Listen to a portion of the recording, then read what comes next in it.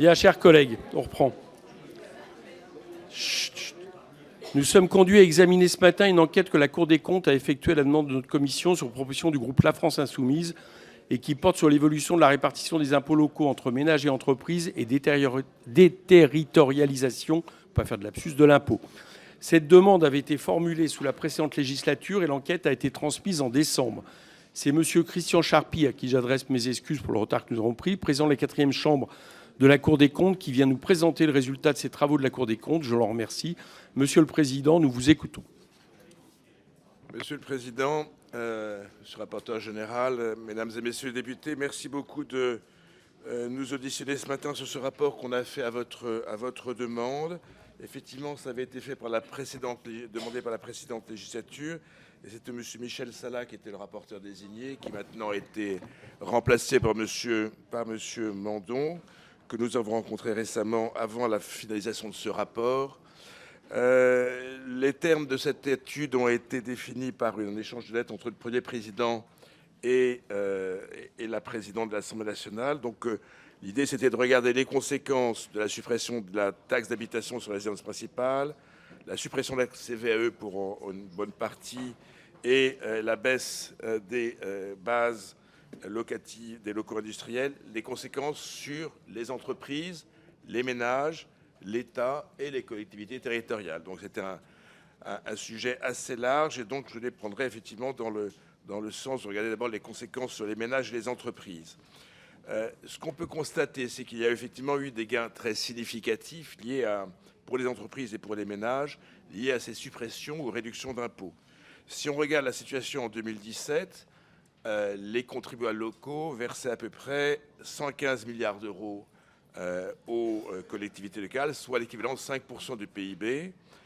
En 2023, on est à un peu moins de 100 milliards d'euros, soit 3,5% du PIB. Donc une baisse significative qui est le produit de deux éléments différents. D'une part, la baisse des impôts directs locaux et en contrepartie, une certaine augmentation des autres impôts locaux, notamment les impôts indirects. Si on prend juste les réformes qui ont été faites, s'il n'y avait pas eu de réforme des impôts locaux, on aurait payé près de 19 milliards d'euros de plus de THRP, puisqu'elle a été totalement supprimée, près de 15 milliards d'euros de plus de CVAE et 4,3 milliards de plus pour les locaux industriels. En gros, la baisse des impôts locaux est équivalent à 38 milliards d'euros qui se sont répartis sur les ménages et les entreprises, j'y reviendrai. Un des points importants que nous était demandé, c'était de savoir s'il y avait eu des conséquences différentes pour les entreprises et pour les ménages. Et en fait, ce qu'on constate, c'est que la répartition des impôts locaux entre ménages et entreprises n'a pas varié entre avant la réforme et après la réforme. Ça reste 56% à la charge des ménages, 44% à la charge des entreprises. Donc un effort qui n'a pas varié entre les deux périodes, avant et après impôt. Si on regarde maintenant chacun des impôts supprimés ou chacune des catégories de collectivités de contribuables. Sur la taxe d'habitation sur la résidence principale qui pesait sur principalement ou quasi exclusivement les ménages, il faut rappeler d'abord que la THRP était un impôt qui était critiqué. Il était critiqué parce qu'il était considéré comme injuste à la fois entre les ménages et entre collectivités. Injuste parce que les bases sur lesquelles cet impôt était assis étaient obsolètes. Elles dataient de 1970. Bien sûr, elles étaient actualisées, mais elles étaient très, très inégalitaires entre ménages et entreprises, suivant la catégorie de locaux dans lesquels ils étaient. Deuxième élément, c'est un impôt qui était très largement pris en charge par l'État. Le total de l'impôt payé par l'État, c'est à peu près un quart, 24,7%. Pour deux raisons. D'abord parce qu'il y avait des contribuables qui étaient exonérés, parce qu'ils avaient des revenus modestes, à peu près 5 millions de foyers fiscaux, et qu'il y avait à peu près 9 millions de foyers fiscaux qui étaient en partie dégrévés parce qu'ils avaient un impôt sur la taxe d'habitation qui dépassait 3,44% de leur revenu de référence. Donc effectivement, ça avait comme conséquence de les dégréver. Donc ça veut dire quoi? Ça veut dire qu'à peu près un contribuable sur deux soit ne payait pas de taxe d'habitation, soit en payait qu'une partie. Alors, la partie pouvait être significative, mais il y avait une partie de dégrèvement. Quand il a été décidé de supprimer cette taxe d'habitation, je l'ai dit, ça a permis de réduire les impôts de 18,9 milliards d'euros. C'est équivalent à peu près à 1,1% du revenu disponible. C'est pas négligeable, c'est même relativement important. Il y a 2 points qu'on a mis en valeur. Le premier point, c'est que ce gain a profité davantage à ceux qui avaient des revenus élevés pour des raisons assez simples. La première, c'est que si vous êtes dégrévé ou si vous êtes exonéré, vous ne payez pas d'impôt et donc effectivement la suppression de l'impôt ne change rien ou pas grand-chose. Et deuxième chose, c'est que l'impôt était d'autant plus élevé que le logement que vous aviez était de haute catégorie. Ce qu'on constate néanmoins, c'est qu'il y a effectivement des effets assez anti-redistributifs et qui ont été particulièrement marqués dans la dernière phase de la réduction, de la suppression de la taxe d'habitation, c'est-à-dire qu'on a dégrévé ou supprimé l'impôt pour les 20% de foyers ayant les revenus les plus élevés, c'est-à-dire entre 2021 et 2023. Si on regarde maintenant la catégorie des impôts de production, donc qui sont là aussi essentiellement à la charge des entreprises, il y a 2 impôts qui ont été supprimés ou réduits, la CVAE. Je rappelle qu'elle était moins problématique que la taxe professionnelle parce qu'elle ne pesait pas sur les outils de production, mais elle avait quand même quelques conséquences. Elle pesait sur les coûts des entreprises et aussi créait des distorsions entre entreprises. Là aussi, elle était en partie prise en charge par l'État, à peu près aussi un peu moins d'un quart, un peu comme la taxe d'habitation, parce que l'État prenait en charge notamment les dégrèvements barémiques et le plafonnement de la somme CFE-CVE par rapport à la valeur ajoutée. La CFE et la TFPB, ce qui a été fait, c'est qu'on a des bases des locaux industriels qui correspondent à la valeur brute au bilan des entreprises, sans tenir compte des amortissements. Donc ça avait quand même des effets assez négatifs. Deuxièmement, on a en fait réduit les bases de moitié en 2021 parce qu'on n'a pas été capable de faire pour les locaux industriels la même révision que ce qu'on a fait pour les locaux professionnels qui étaient appliqués en 2017. Là aussi, la baisse de ces 2 impôts de production ont eu des conséquences significatives pour les entreprises, avec une amélioration de l'excédent brut d'exploitation de 2,4 points. Là aussi, c'est pas négligeable. L'essentiel, c'est la CVE, 1,5 points, et le reste, c'est la CFE. Ça a eu un impact favorable sur les entreprises industrielles, notamment du fait de la réduction des bases des locaux industriels. On a en revanche, comme d'ailleurs pour la taxe d'habitation, pas être en mesure d'analyser les conséquences de l'effet de levier qu'ont eu ces 2 réductions d'impôts sur la consommation pour les ménages ou les investissements pour les entreprises. Voilà, second acteur qu'on a regardé, ou troisième acteur, c'est l'État et les finances publiques. Ce qu'on peut constater, c'est que ces 2 mesures ont eu des conséquences assez considérables sur les finances publiques. Pourquoi? Parce que l'État a décidé, c'était pas obligatoire, mais enfin c'était difficile de faire différemment, l'État a décidé de compenser les recettes aux collectivités locales par 2 méthodes, une affectation de TVA, c'était le cas pour la CVAE, c'est le cas également pour boucler le financement, la compensation de la baisse de la THRP, après réaffectation aux communes de la part départementale, il restait encore de l'argent à compenser, on a mis la TVA pour le compenser. Il faut se rendre compte qu'aujourd'hui, les collectivités locales bénéficient de plus de 52 milliards d'euros de recettes de TVA, dont 47 milliards au titre des compensations de réduction d'impôts, et que ça correspond à 25,5% des recettes de TVA globales. Il faut se rappeler aussi que l'État ne bénéficie aujourd'hui que de moins de la moitié des recettes de TVA, puisque l'autre partie est consacrée au financement de la sécurité sociale, même plus largement de la protection sociale. Donc, première partie de la compensation, c'est le recette de TVA. Seconde partie, c'était un prélèvement sur les recettes de l'État nouveau pour compenser la réduction de moitié des bases de locaux industriels. C'est à peu près, j'ai dit, 4,1 milliards d'euros. La baisse, c'est 4,3. 4,1, pourquoi? C'est parce que l'État n'a pas compensé les augmentations d'impôts qui étaient décidées par les collectivités locales, mais uniquement les conséquences de la réduction des bases. Nous avons estimé, même si ça a été un peu contesté par les associations d'élus, que le dispositif a été plutôt favorable en termes de compensation pour les collectivités locales, qu'au total, en 2022, on aura un gain de l'ordre de 4,3 milliards d'euros au titre de la compensation de la THRP. Pourquoi? C'est parce qu'il y a eu une dynamique très favorable de la TVA en 2021 et 2022.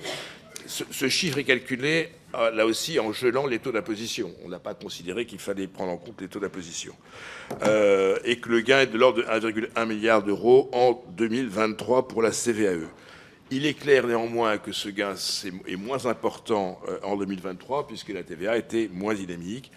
On considère néanmoins qu'à terme, le dispositif est plutôt plus favorable parce qu'il n'y a pas de décalage dans la compensation. Ce que touchent les collectivités locales, c'est la TVA telle qu'elle est perçue. Et donc, il n'y a pas le décalage d'un an qu'il y avait autrefois entre l'augmentation des bases des locaux et l'augmentation des taux. Donc, c'est plutôt un gain plutôt pérenne, mais dont le montant peut varier chaque année. Deuxième élément sur les finances publiques, l'impact a été très lourd sur l'État. On estime les baisses de recettes à 38,5 milliards d'euros, se distinguant entre 34,7, ça c'est les conséquences des pertes de recettes des collectivités locales. On en a déduit, on en a pris en compte les effets retour positifs. Si vous baissez les impôts de production, vous avez un bénéfice fiscal plus important et donc de l'IS plus important. À ceci s'est ajouté la suppression de la contribution à l'audiovisuel public, 3,8 milliards d'euros, qui n'était pas forcément une conséquence inéluctable de la suppression des impôts locaux, même si c'était ramassé, c'était prélevé en même temps, mais donc du coup ça a coûté à peu près 3,8 milliards de plus. Au total, il faut se rendre compte que c'est 25% du déficit public de 2023, c'est quand même pas complètement négligeable, et que c'est 50% à peu près de la hausse des déficits entre 2017 et 2023. Donc ces mesures de compensation des baisses d'impôts ont été significatives dans la dégradation du déficit public et que ces compensations de pertes de recettes se sont faites finalement essentiellement par l'impôt. Quatrième acteur qu'on a regardé, c'est les conséquences de ces réformes sur les collectivités locales, en prenant chacun des niveaux de collectivité locale et en regardant quelles conséquences ça avait sur leur pouvoir fiscal ou sur la territorialisation de l'impôt. D'abord, les régions. En fait, les régions, ça n'a pas changé grand-chose, parce qu'en fait, ils avaient très peu de pouvoir fiscal, ils n'en ont pas plus avec la réforme qu'ils n'en avaient avant. En gros, sur les 30 milliards de recettes de fonctionnement des collectivités régionales, il y a moins de 10% qui vient des impôts sur lesquels ils ont une marge de manœuvre. C'est les cartes grises, qui est plutôt un impôt en voie de réduction, ou la modulation de la fraction Grenelle de l'assiette sur les produits énergétiques. Mais la THRP, ils ne la percevaient pas, et le CVAE est un impôt national sur lequel ils n'avaient pas de marge de manœuvre. Sur les départements, on considère qu'ils ont désormais des pouvoirs fiscaux quasi nuls. Alors, il y a à peu près 70 milliards de recettes de fonctionnement des départements. 20,4%, c'est des recettes sur lesquelles ils ont un pouvoir de taux. Mais en fait, ce pouvoir de taux est assez factice. C'est sur les DMTO, et tous les départements, sauf trois, sont au taux maximum de 4,5%, et donc il n'y a plus de marge. Alors, je sais qu'il y a eu dans la discussion sur le projet de budget l'idée d'augmenter de 0,5 points, mais ce n'est pas le cas aujourd'hui. Mais donc, au fait, un pouvoir fiscal quasi nul. Sur le bloc communal, les choses ne sont pas du tout pareilles. En fait, le bloc communal a récupéré la part départementale de la TFPB, et donc sur ces 150 milliards d'euros de recettes de fonctionnement, ils ont à peu près un peu moins de la moitié, 46,6%, sur lesquels ils ont une capacité de taux, soit en augmentant les taux, soit en créant des impôts facultatifs. Si on prend en plus en compte leurs recettes tarifaires, sur lesquelles aussi ils ont un pouvoir de décision, c'est à peu près 55,3% des recettes de fonctionnement sur lesquelles ils ont une marge de manœuvre. C'était 58,3% en 2017, donc c'est dans le même ordre de grandeur. D'ailleurs, on constate, et c'est le dernier élément important, que en fait, les communes ont un pouvoir de taux et l'exercent. Alors, les courbes ont l'air assez plates comme ça, sauf la courbe sur la TFPB. C'est normal, c'est parce qu'en 2021, ils ont récupéré la part départementale de la TFPB, et donc il y a un ressaut. Mais indépendamment de ça, on voit que globalement, les impôts locaux les taux ont plutôt augmenté sur la période. Pas de manière considérable, mais quand même près de la moitié des communes qui ont augmenté le taux de TFPB dans le mandat 2014-2020. Plus d'un quart l'ont fait plusieurs fois. Et sur le mandat actuel, sur les années 2021 à 2024, c'est plus d'un tiers qui ont exercé leur pouvoir de taux. Au total, ces augmentations de taux d'imposition ont eu un impact de l'ordre de près de 3 milliards d'euros sur les ressources des collectivités locales et donc des prélèvements sur les contribuables. Dernier aspect qu'on regarde, c'est au fond, est-ce que les recettes sont territorialisées? C'est-à-dire qu'est-ce que l'impôt qui est prélevé correspond à des choses qui sont faites sur le territoire? Ce qu'on constate là, c'est qu'il y a eu une détériorisation de l'impôt extrêmement importante. Pour les régions, plus de 50% des recettes étaient territorialisées parce que la CVE était assise sur l'activité de la région. Maintenant, c'est 12,1%. Les départements, c'était près de 50%, on est passé à 20%. Là, c'est les conséquences aussi de la suppression de la CVAE et de la TFPB. Et il y a juste le bloc communal qui reste, effectivement, avec une part d'impôt territorialisé supérieure à la moitié. Alors, est-ce que ceci a des conséquences négatives? Nous pensons que ça peut avoir des conséquences négatives pour les collectivités territoriales. D'abord parce qu'il y a une disparition du lien contributif entre le ménage et la commune. Bon, même si j'ai rappelé que la taxe d'habitation, en gros, il y avait quand même près d'un ménage sur deux qui ne la payait pas ou qui ne la payait pas complètement. Enfin, il y avait quand même une partie de lien. Et puis surtout, il y a une situation qui est assez différente entre les petites et les grandes communes. Les grandes communes, il y a peu de propriétaires. Dans les 194 communes de plus de 40 000 habitants, les propriétaires, c'est moins de 50% des locataires, des résidents. Et c'est même moins de 20% dans les très grandes communes. Mais si on regarde globalement, sur les 83% des communes, il y a au moins 70% de résidences principales. Donc il y a quand même un lien, mais qui est uniquement pour les propriétaires et qui concerne uniquement la TFPB. Ça a comme conséquence un risque de moindre encouragement à la construction de nouveaux logements. Et ça a comme conséquence qu'une partie des résidents ne participent pas ou participent peu au financement de la vie communale. Sur les régions et les départements, c'est effectivement les conséquences sur les liens avec l'activité économique. Malgré les compétences économiques qu'ont les régions et les départements, également en matière de transport, en fait, il n'y a pas de financement qui sont liés à l'activité. Et donc, ça peut être aussi une moindre incitation à l'accueil des activités économiques. La Cour a fait quelques recommandations. Je précise que ces recommandations ne concernent pas le dispositif fiscal dans son ensemble. Nous ne sommes pas lancés dans une imagination de nouveaux impôts locaux. Ça n'a pas été notre rôle. On considère que ce n'est pas le rôle de la Cour. Par contre, dans le cadre actuel, on a considéré qu'il y avait un certain nombre de propositions qui devaient être faites. 4 propositions importantes. La première, c'était de dire qu'il faut reprendre l'actualisation des bases des locaux professionnels. Il y a une révision sexennale qui doit être faite. Elle n'a pas été intégrée. Il faut vraiment l'intégrer, sinon il y a un risque d'obsolescence des bases et que l'effort qui a été fait en 2017 serait réduit à néant. Deuxièmement, sur les locaux d'habitation, c'est un sujet extrêmement sensible, on le sait bien, mais les bases datent de 1970 pour une partie d'entre elles. Il faut les réviser. On reporte continuellement cet exercice. Je crois que la prochaine échéance, c'est 2028. Mais on ne peut pas vivre avec des bases de taxes d'habitation, de taxes foncières qui soient aussi anciennes.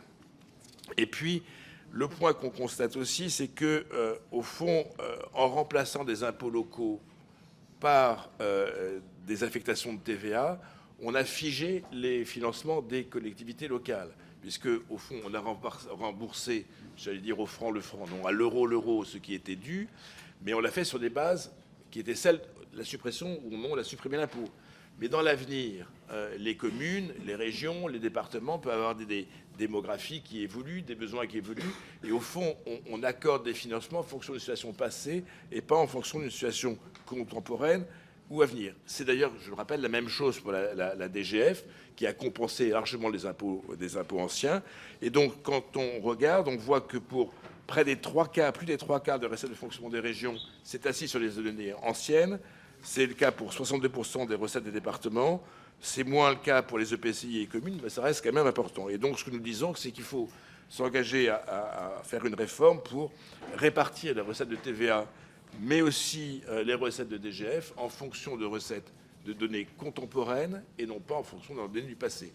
On sait bien que ça ne peut pas se faire du jour au lendemain, mais il faut engager ce mouvement-là, sinon on risque d'avoir un écart significatif entre les besoins des collectivités locales et leur capacité à financer les réponses à ces besoins. Voilà, Monsieur le Président. Merci, Monsieur Charpy.